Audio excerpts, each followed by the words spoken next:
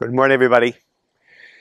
There are certain events in history that just have weird names. And it was on this date in 1739, on October 22, that one of those occurred, and that would be the War of Jenkins Ear.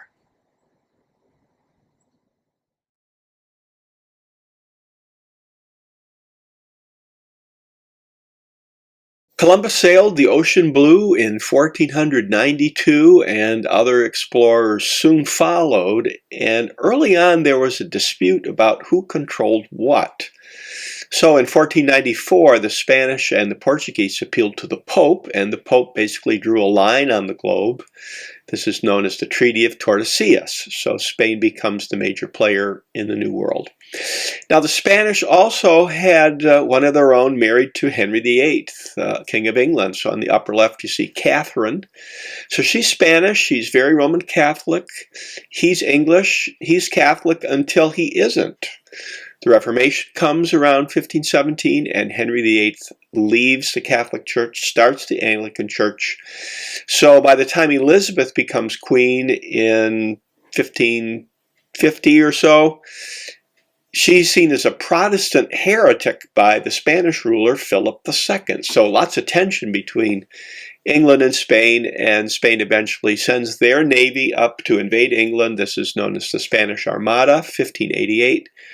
A big loss for the Spanish, and soon after that, in 1600, Elizabeth actually charters the East India Company, a national and international trading company. So this is one of the reasons Britain is going to become so powerful. And Parliament got involved by passing various navigation acts, which strengthened the British Navy. And this is the context of New Amsterdam becoming New York. That was during this time period too. So meanwhile, the Spanish have all this gold and silver coming in from the New World. This chart shows some of those amounts, and they don't handle it well. And it leads to general inflation throughout Europe. The Spanish rulers were not very good. They were weak in general. And around 1700 is the War of Spanish Succession, in which the other European powers kind of decide who will be on the Spanish throne. And the Spanish also lose Gibraltar to England, which the Brits still have today. So more tension between England and Spain. So here's a map of the Caribbean, and you can see on the right the various flags of the various countries. Spain really wanted to control the trade here, and England wanted to trade too. And when Georgia became a crown colony, it bordered Spanish Florida, and this made the Spanish really nervous. So there's more tension between Spain and Britain.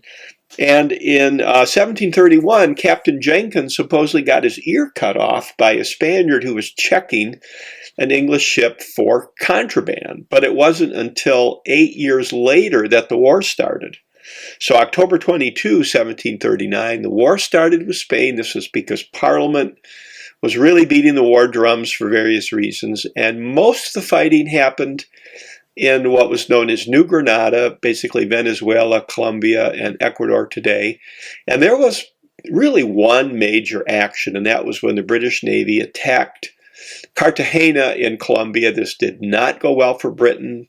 They weren't very organized. The Spanish had strong defenses. There was disease all over the place. And basically after this, all eyes turned toward Europe for another war, the War of Austrian Succession. And you'll notice that turquoisey color, that's Prussia, which will become modern Germany. So this is one of the things that's going on in continental Europe. So they kind of forget about the Caribbean. Well, one thing that happened when the war ended was the border between Florida and Georgia became clearer. And eventually Spanish Florida will become part of the United States. But this was a real lesson learned for the British Navy. So they did a lot of revamping of how they did long-distance traveling and supplying and amphibious attacks. Just a real lesson learned. But it also gave us this great song, Rule Britannia.